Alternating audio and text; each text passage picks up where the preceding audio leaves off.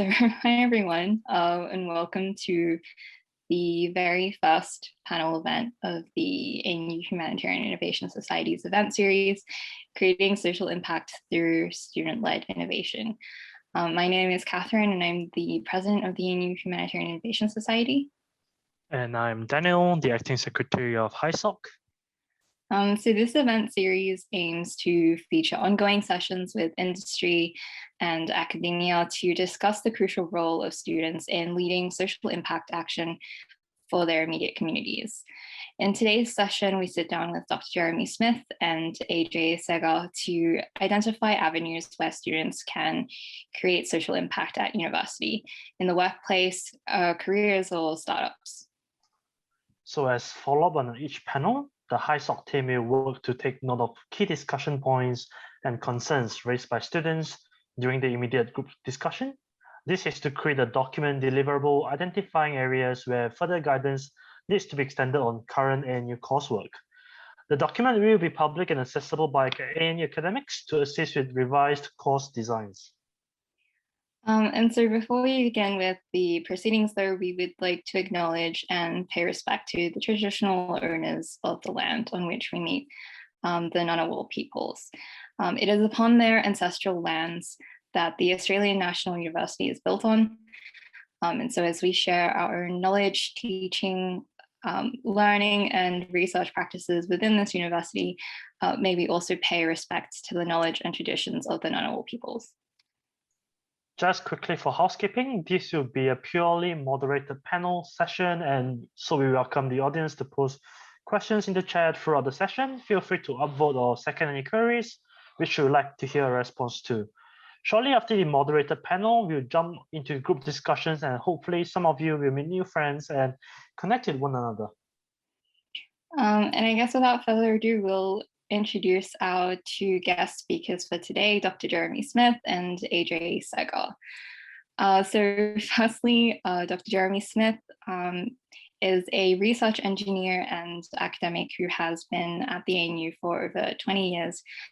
He has supported and engaged with social impact through his long involvement with Engineers Without Borders Australia, as well as numerous student projects and collaborations with alumni working in this area.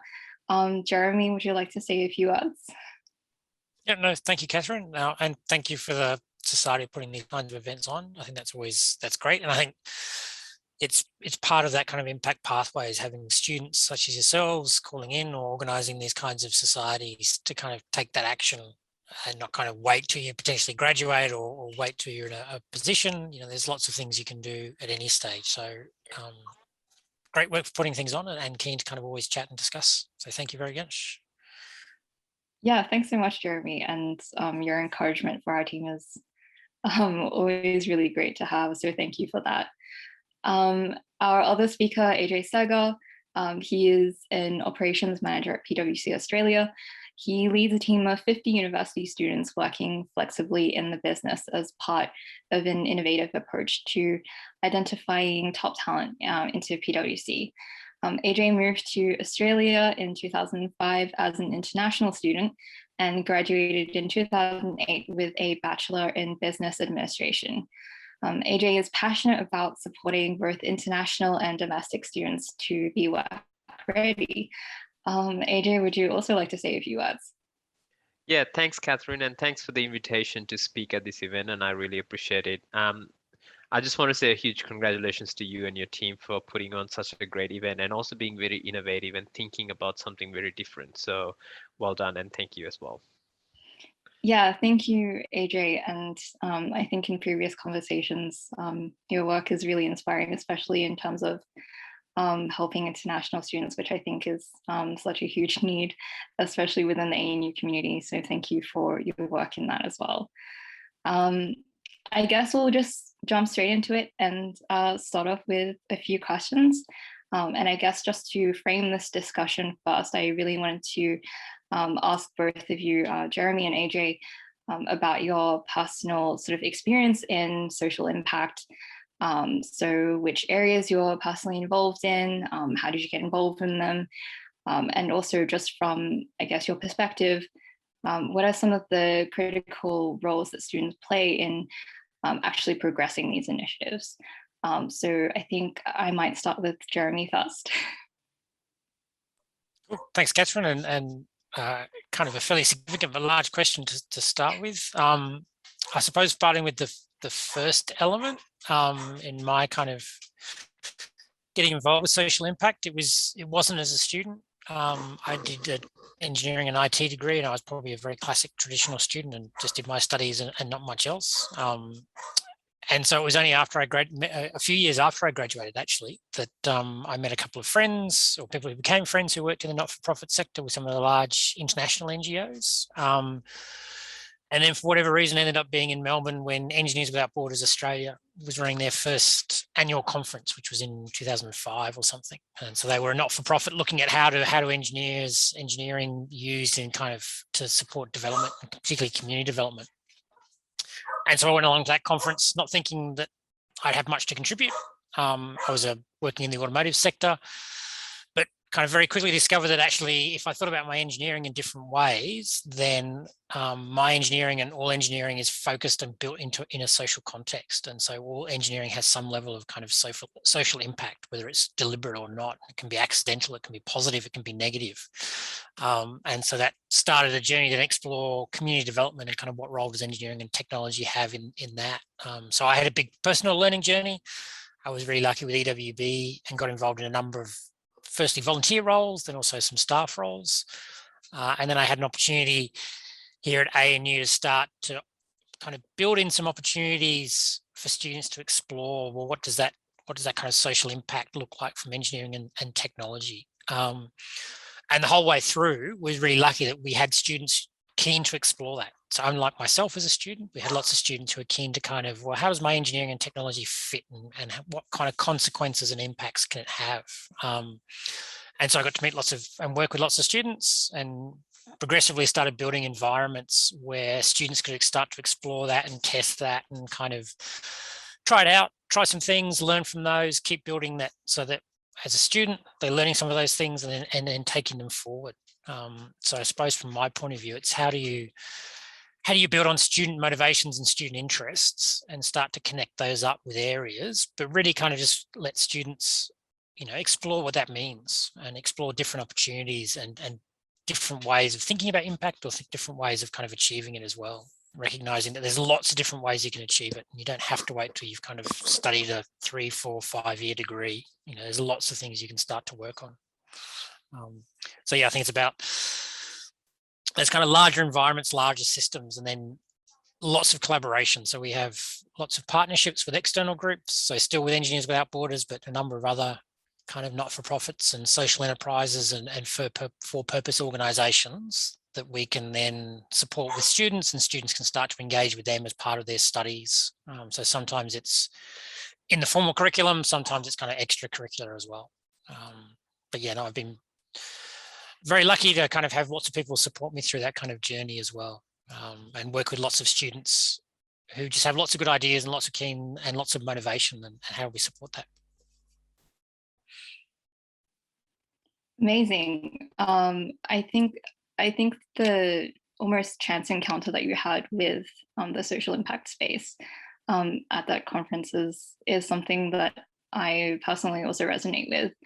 And I think that the way that you're so open to opportunities is also like really reflected in sort of the way that you guide students. And I think that's a really great mindset for, I guess, any students listening in as well to also adopt. And I think that's also really crucial as well.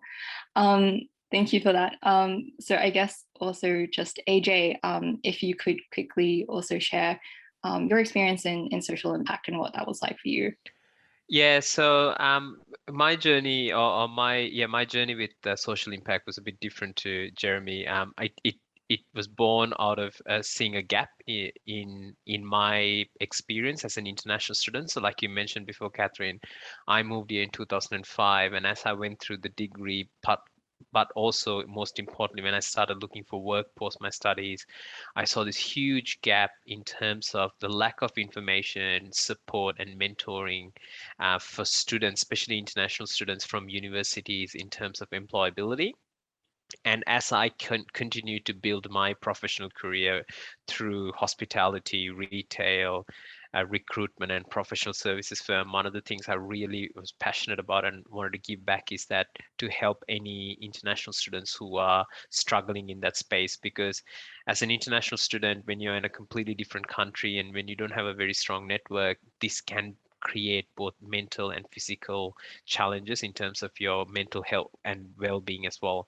So I was doing it out of just, didn't have any formal process. It was literally, my profile on LinkedIn, students reaching out, or within the community saying, AJ's done this himself, and reach out, and we were having just coffee catch-ups. But once COVID hit, and previously before rejoining PwC, I was at ANU in a careers space.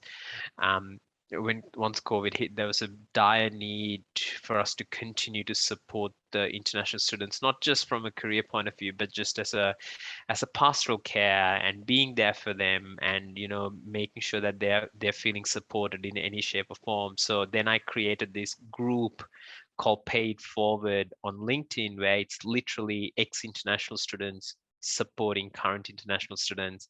And a few of my group members and team members got together, and now we have about 38 to 40 members who I tap into if and when I can't support a student. So everything from, I'm going for an interview, can I have a quick mock interview, to, I don't have a house to spend over Christmas, so can I come and have a meal with someone over Christmas? So I've been able to tap into that, and some of my networks and some of my professional colleagues have been able to help, but also mainly myself.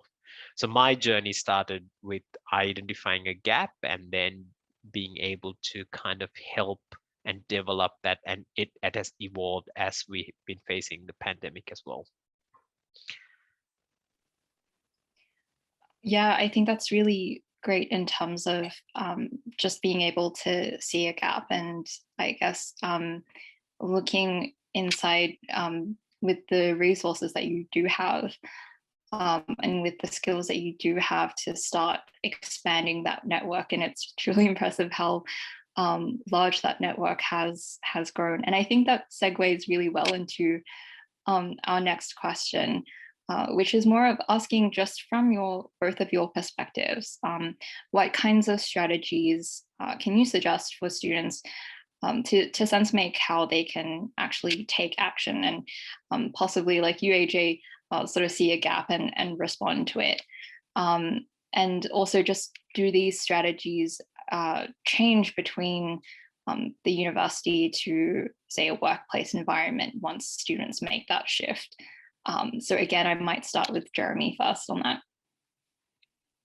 Yeah, no, of course. I think the one that is usually my starting point, which comes particularly from kind of community development work, which is taking a strengths-based approach. So it's starting by looking at you, kind of, what might be your skills, what might be your kind of motivations, what are your interests.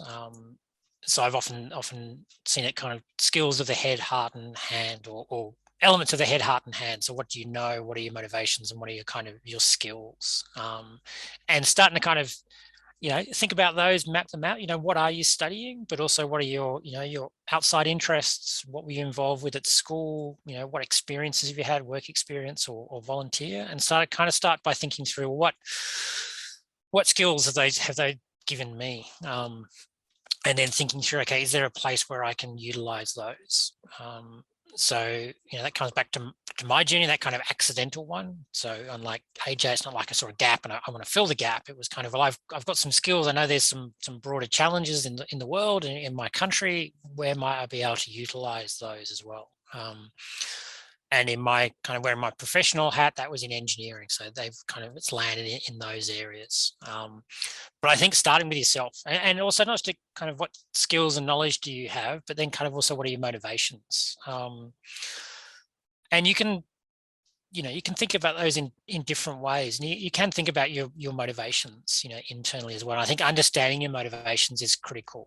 Is it the motivation of, I want to try something different to kind of, have the experience of doing that? Do I want to try something with people I don't, or work with people I don't usually work with or associate with? Is it because I want to try and, possibly form a career or start my own social enterprise, or, my own network like AJ's done? So it's also important to explore those own motivations to help understand those. And I've seen lots of places, lots of circumstances in that kind of volunteer space where I work, where sometimes those don't match up. So you might have a volunteer and it doesn't quite match with the needs of an organization, and that's fine. And it's, it can be bad for everyone to try and force them. So sometimes it can take a couple of goes to kind of find where you might have a good fit. But again, reflecting on skills, expertise, networks, in AJ's case, it can be networks. So you think really broadly about those strengths and those assets you have, and then looking at, well, how might my motivation and those fit in where there is a gap, or where there's an opportunity or a need from an organization, or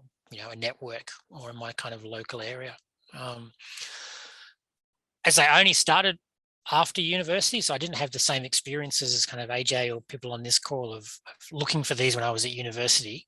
But having that mindset, I think, is definitely transferable as a student and as a kind of a professional or a practitioner. You build skills, you're always building skills, you're always building experience. You want to bring those in wherever you want to look at. Your motivations might change. Motivations as a student might be different to when you're, early in your career, which might be different to when you've got a family as well. And so kind of reflecting on those motivations as you go is really important as well. But I think the mindset of reflecting on those, reflecting on your what are you trying to achieve? What's the impact you're trying to have, and what you can contribute, I think is a key element kind of everyone should follow, and is really critical in making sure that you can have that impact that you want. Yeah, great. And I think like what you said with the motivations, I think that's such a critical one, especially in this field. I guess almost as a bit of a follow-up to that question, Jeremy, if you could possibly expand just a bit further, how would you suggest students to sort of understand the motivations, and when they do change, say if you are in a position where you find that your motivations don't really fit with the surroundings, how this is probably quite a difficult question, but how would you sort of pivot, and how would you try and find ways to find something that works a bit better according to your own motivations? Yeah, I mean, I think it's always being open and honest, and that's with yourself and then who you're collaborating with as well. And many of the organizations and networks that are trying to have this kind of social impact are always short of resources, always short of time. And so you don't really want to waste your time or anyone else's time. So if it requires a difficult conversation, get that through is important. I think the other one is to kind of find people to bounce ideas off as well. And, you might have your motivations, but you might, talk through those with people. So finding, whether they're mentors or whether they're people who've kind of forged different careers around impact or different impact pathways, as your suggestion and as my experience, some of those can be quite accidental. But I think hopefully, one of the advantages of being a student at the ANU is you can start to find where those, you can look for those role models as well, and you can often reach out to those. So it might not be someone that you're going to work with directly, but someone who you've seen has followed a pathway that you're potentially interested in, and reach out to them and just see if you can have a chat about, well, how do they get into that? Were there things they needed to develop further? And just kind of bouncing ideas off, and then they might have their own networks and own suggestions as well. So I think the common elements come through, part of my journey and AJ's and yours is certainly those kind of networks that you have, whether they're kind of deliberately built up or you kind of accidentally fall into them. But those kind of networks and personal relationships are really important as well. So it's maintaining a good set of kind of networks that you can bounce ideas off and talk through challenges, talk through new opportunities as well. Yeah, I think the network is such a crucial component, and I guess that's where AJ's work comes into handy as well. So I guess, AJ, going back to the original question in terms of just strategies that you would suggest, I guess from your experience, what strategies have worked for you in terms of just sense making, where your strengths lie and how that aligns with, say, certain gaps that you're seeing in your immediate community? Yeah, Jeremy covered it really well. For me, one of the biggest things is really need to sit down and think about the why. And what I'm seeing a lot is that, there's always these fads which come and go, and a lot of people want to start a social enterprise on the back of a fad. So let it be supporting a diverse group of people with some sort of, it might be a diversity piece, or it might be about climate change. And whilst they're all really good, you need to really sit down and have an honest conversation about what's the why for you. For me, it is that, with social impact, one of the things I learned very quickly is that people will come to you with a problem, especially in the space I work in. Not a lot of people come to you with a thank you when you have supported them with the problem. So you need to continue to build that resilience. And again, me and my colleagues and my friends, we don't do it for anything in return, because majority of the people who help me around this space have been there, done that. They know how hard it is, and they want to make sure that people don't go through that. So for example, I have a friend who always jumps in and helps, and he did an IT degree, and he's now working in the public service. But he worked in retail, and he washed dishes like myself in the nights in nightclubs when after graduating. And we always talk about it, and we always say, unless you have been there and you felt that, you don't really and that's our why. We don't want smart, well-educated, motivated students to then go and do something which they're not passionate about. And it's nothing wrong in working in hospitality. There's nothing wrong in working in retail. But if you're not passionate about that, but you're forced to do that just to make a living because of such things as you're not an Australian citizen, or you're waiting for your visa, and that could take any time between 6 months and in my case 5 years, right? So again, we know that. So the why is very important, because it always comes back to the why. And also, as your career evolves, as your family evolves. So it was very easy for me to do it when I was single and I just did a 9-to-5 job. But now I have a much more busy job. I have a family. I've got a daughter whom I have to look after, and my wife. Then if you still don't stick to that why, it can be very easily being taken away. But that problem still exists. So it's very important that we understand that. And if that means that it's going to take you a very long time to understand that why, you'll rather do that. And you don't need to be part of a social impact, or you don't need to create something for yourself right now. But when you do it, make sure that you stick to it, because the resilience, the passion, everything, and all the skills you learn and the connections you build will help you in your professional and your personal career forever as well.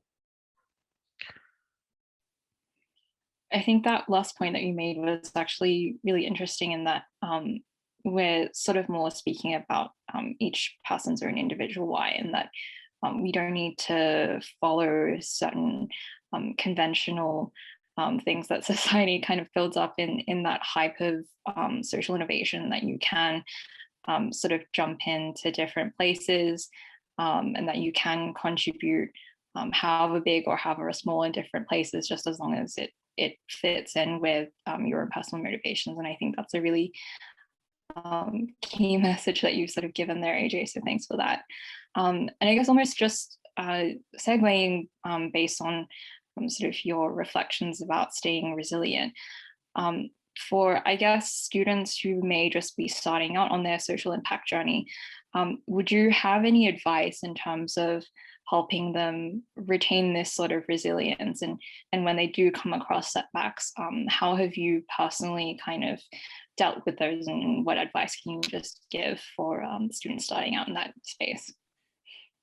Yeah, I would say that don't underestimate celebrating small wins. So it's not about you changing, or it's not about the end game. It is about the journey. So it is about so for me, when I started, it was one coffee a month, or one coffee a quarter, with someone, walking away going, I've parted my experience, or I've shared my knowledge, which is going to change someone's mindset. It is about getting one person on board to be part of your network to support people, and then celebrating that. Or even like, I still remember when I sat down and I created the LinkedIn page, not knowing how many people I'm going to get. I'm like, no, this is one step ahead in what I want to achieve in Canberra for these students. So celebrate the small wins. And again, that is a good life lesson, which I still till today celebrate in personal and professional life as well, where we always look at big picture, we're always looking for the next big thing, but we forget that it is every day, whatever we do, we are getting towards it. So for example, being in lockdown, it is, again, that skill and that training has just helped me so much, because it's one more day before we get our freedom back, rather than looking at it going like, I've got another 2 more weeks before lockdown gets lifted. So again, thinking about it, and for all the university students, right, it's subject by subject, semester by semester. You have to just keep going. It's the same thing. So when you really think about a social enterprise, no one's going to celebrate, like, a lot of people do get Australian of the Award, but for every Australian of the Award, there's about 100,000 other social enterprise things which don't even get any media coverage, or no one celebrates. Like, half of my family doesn't even know that I have this.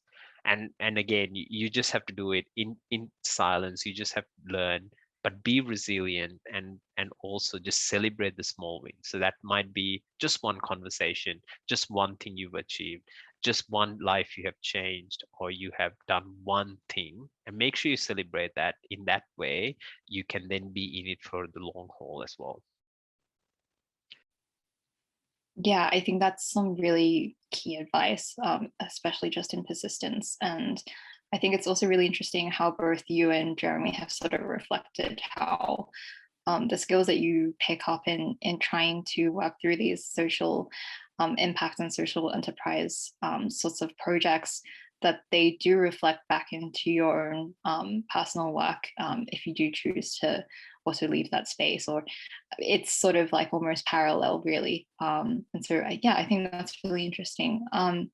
Jeremy, would you want to, I guess, chip in any thoughts in terms of the idea of persistence and how students can retain that?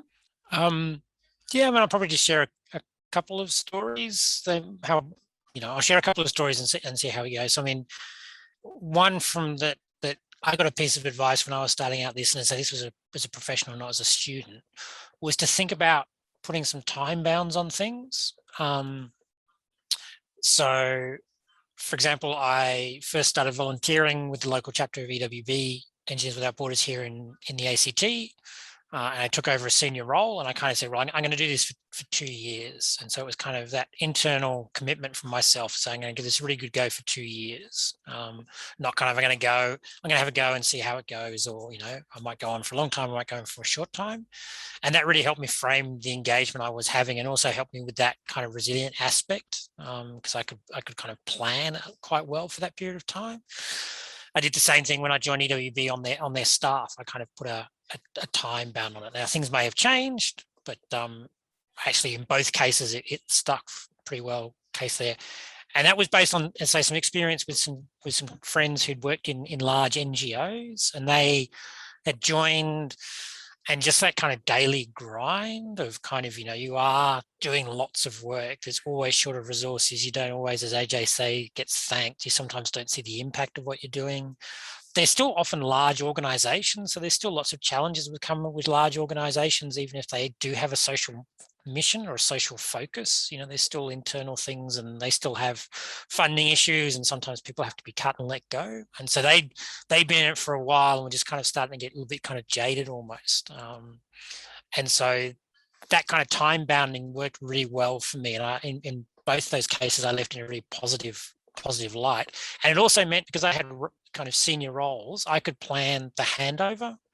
And so I got to kind of engage with people and kind of start to bring on people and build experiences, that when I left, there was a really good cohort of people who could take over those roles, which once you start to work in kind of more structured organizations is really important, that someone doesn't suddenly leave and there's a really critical gap. I think the small win ones, I mean, we're here with my partner and my daughter, and we put a street library out on the road. We live next to a suburban park, and we've put a couple of secondhand books in it because we can't go to the Lifeline book fair, and we do a lot of gardening, so we've put some seeds in it and a few bits of produce. And coming back to AJ's small wins, if someone takes a book out of it or someone takes a packet of seeds, like that's a real bonus for me. It's not necessarily anywhere near the same level of social impact, but it's still that social engagement. And we're sharing in a community around us, and we've got lots of things that we can provide at the moment, and to be able to kind of share those in a different way. So it's also adapting around the circumstances, and COVID has increased lots of those.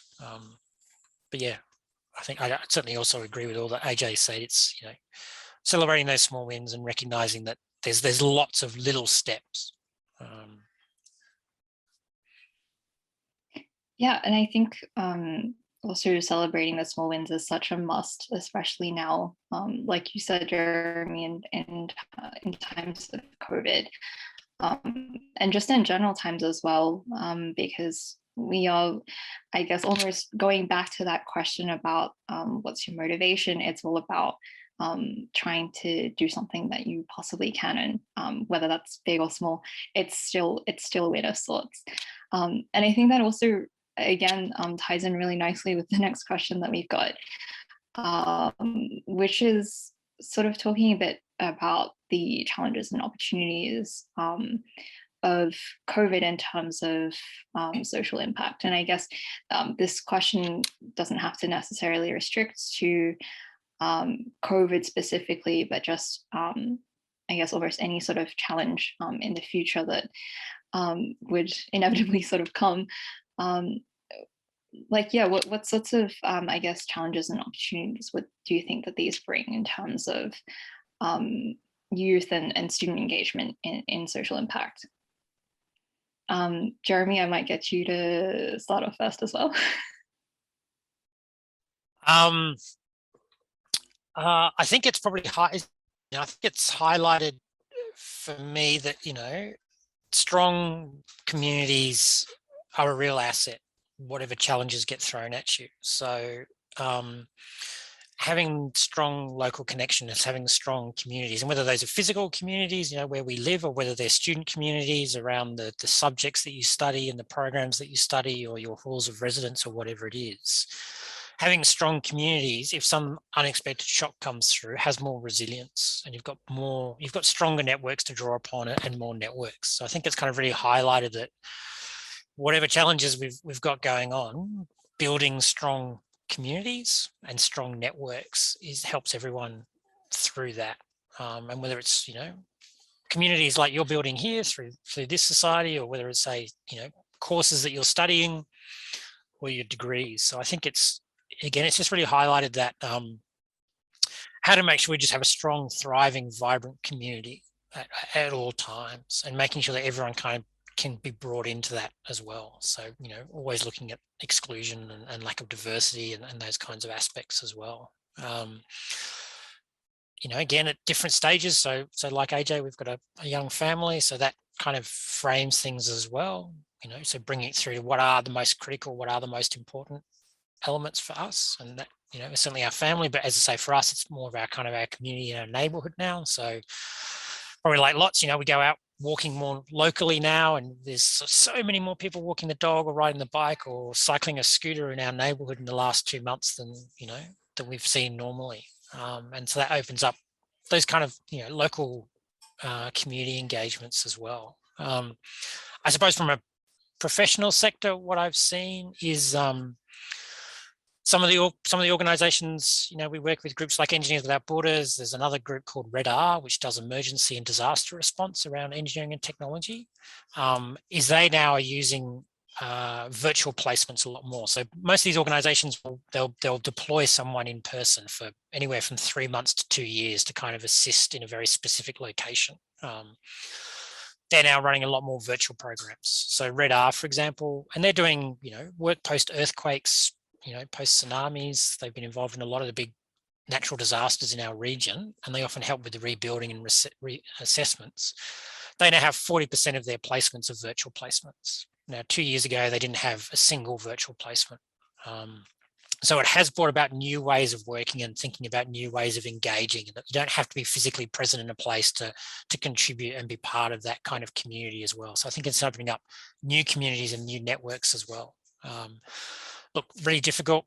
I'm sure we'd all prefer to be having this in person as well. But if it is starting to look at some ways of working, then that can, something that we'll take away in terms of potentially become more creative about the ways that we can work together. I think those are some really great points, and especially on the idea of creating a stronger community and being more creative in how you actually create those communities. I think that's such a driving point, especially during COVID. AJ, what are your thoughts on this, and any sorts of new points that you can add from your perspective? It's interesting, right? So I'm thinking about this question. My thoughts is both professionally and personally, the biggest need currently is human time, if you really think about it, because we all have very limited time to socialize and interact people in person given COVID lockdowns. So that's one thing. So whilst we think big and we want to do things, it is about checking in.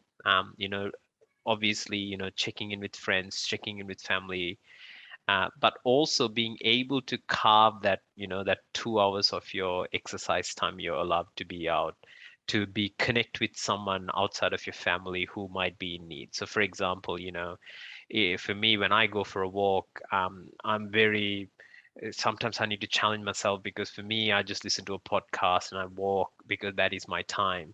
But now I've kind of broken it into two. I'm like, I listen to a half an hour podcast instead of a 1 hour podcast. And I just pick up the phone and randomly call someone whom I haven't connected in a while. And it might be a 10-minute conversation or a 30-minute conversation, but it's just about that. It is extremely important. One of the things which a lot of people don't talk about, because this COVID and vaccination and Delta variant, everything is hitting us in front of us. One of the biggest things everyone is dealing with is some sort of a mental challenge or a mental health well-being challenge. And not necessarily it might be prevalent to a point where someone's in hospital and need help, but it might be that someone just needs to want to have a conversation but don't know whom to have that conversation with. It might be just, sometimes I will call someone or someone will call me and I wouldn't know that I just needed that call on that day. So when you think of it from that point of view, I think it is extremely important that the most valuable asset in this post-pandemic world will be that human time. People have now realized that, through Zoom you can do everything. Even in work, what I'm finding is, we could run the whole operation through virtual now, and it is easy to do it. And then also, I don't know if you all feel this, but I definitely do, because it's virtual, it's business. So the minute you jump onto a call, you're talking about what you need to do and you're out. Whereas if you're catching up for a meeting, it's like, hey, let's walk for a coffee. Till you get that coffee, you're just checking in with each other. When you walk back, there's some time, but now it's not like that. I also find that my calendars are back to back, because you're not having any travel time. So you can have a meeting from 10 to 10:30, and your second meeting can start at 10:30. So you're not taking that time. And whilst it might not look and feel, and even for uni students, what I find is that when they're scheduling their studies, let it be tutorials and things, they're just having it back to back because they can jump on virtually, listen to it, get out.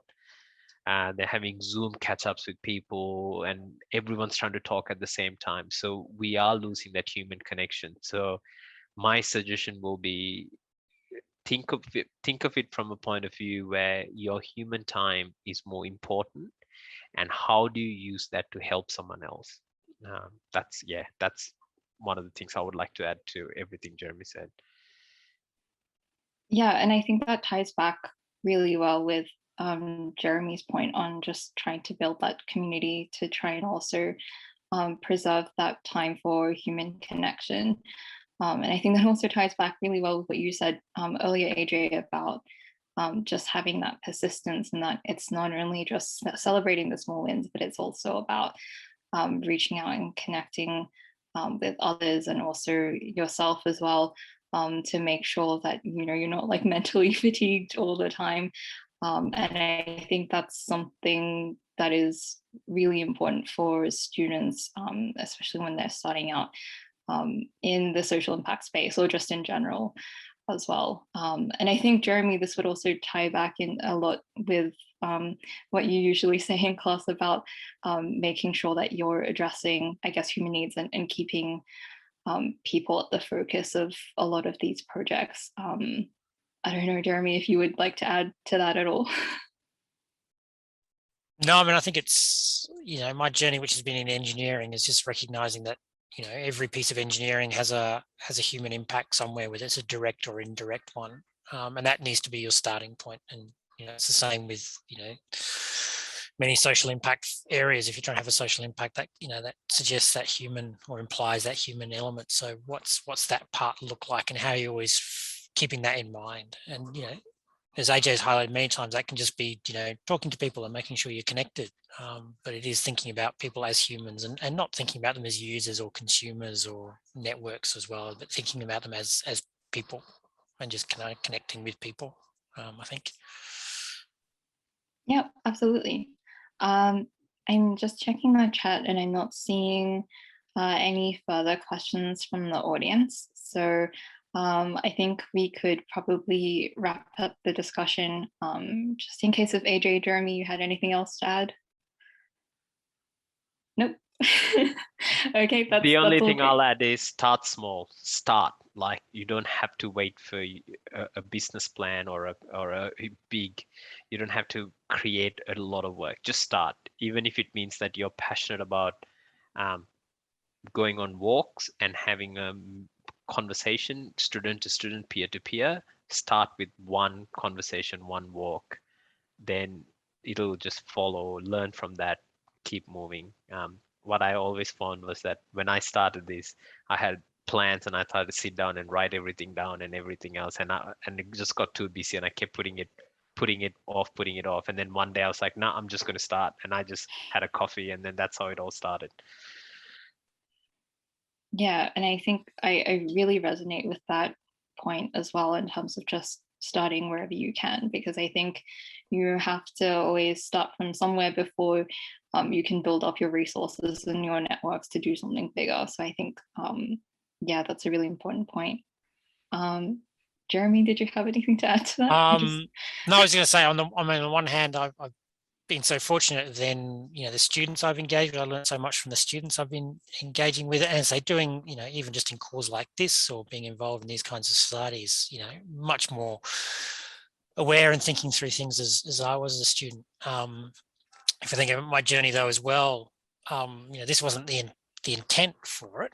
But if I look back at, the things I will look back in on my career and be most kind of proud from, they've all stemmed from that kind of initial just taking a punt on, turning up to something that was completely unfamiliar with a completely different audience and triggering kind of a whole series of kind of opportunities open from that. And it started as, just starting in with a volunteer, maybe, 1 hour a week. And then it was kind of, I'll take on a role that's a couple of hours a week. And then I had the opportunity to reduce down my work. So I basically then volunteered a day a week. And then that led actually to a staff position for 2 days a week, which then led into, an opportunity at ANU to do some study, which has led on to then developing courses. So there's a direct chain through all of that, from just kind of getting out there and trying something that was really different, that was outside, but certainly wasn't familiar to me as well. And as I say, if I retire in 10 years' time, those are all the things that I'll look back on and feel most proud of. And be able to, and the things I've learned from those that I've brought into my other roles, that's where I get challenged the most, I think, because it's outside the kind of other area as well. So I sometimes feel, you sometimes feel, am I gaining more than I'm giving? But I think it's, as AJ is saying, it's still celebrating that as a win as well. And if those opportunities keep opening up, there's usually something that's going right as well. Yeah, absolutely. Thank you both, Jeremy and AJ, for all of your input today, and hopefully for the students who have joined us, hopefully that's been somewhat insightful and helpful to you, and for also anyone just listening back into the recording as well, hopefully that this becomes useful for you. there are a couple of links that we would like to share in terms of further avenues you guys can take in terms of just reading up about what's happening around the ANU community, especially with alumni in the humanitarian aid space as well.